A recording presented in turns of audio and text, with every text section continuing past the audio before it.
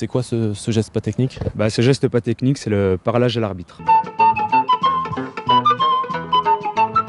Vu que je suis belge, j'ai un petit accent. Pendant le match, il y a du bruit. Effectivement, les arbitres ont du mal à me comprendre.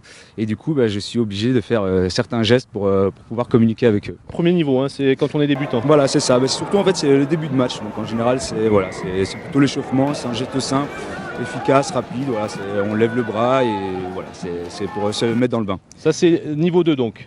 Voilà, niveau 2, justement, c'est un peu plus tard, c'est quand on est un peu échauffé, justement, on lève le bras et un claquage de cuisse qui s'ensuit, justement, ça permet aussi à l'arbitre d'entendre le claquement pour qu'il soit plus efficace. Avancée de Tanguy, tu arrives sur le ruck, levage de bras, claquage de cuisse.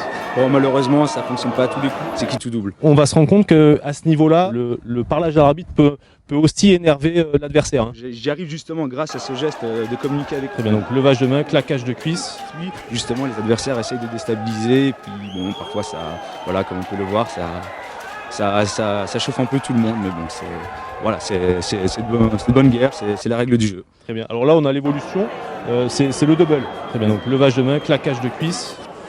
Oui, je crois que c'est la fin du match justement. Levage de main, claquage de cuisse, il faut mettre de l'intensité. Voilà, exactement. Il faut faire un double pour que l'arbitre le voit, comprenne et qu'on puisse justement influencer sur les choix. On va voir le niveau 3, alors là c'est le haut niveau là.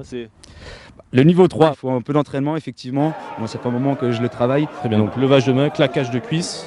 Et ensuite, l'arbitre ne comprend pas, le joueur adverse ne comprend pas aussi, il faut rajouter un geste un peu différent. Donc on revoit ça plaît là. ou ça plaît pas. Levage de main, claquage de cuisse. Différent, voilà, c'est l'essuyage. Après, l'arbitre est tout à fait d'accord avec moi, il me laisse. Là, quand on a beaucoup d'expérience dans le parlage à l'arbitre, on se passe des 2 premières étapes et on passe directement à la 3e étape. Et c'est aussi quand l'arbitre nous écoute plus justement pour le levage. Et donc là, c'était jusqu'à maintenant le parlage à l'arbitre, et maintenant c'est le parlage de l'arbitre. C'est exactement ça. Cette fois-ci, c'est le parlage de l'arbitre. Merci Julien.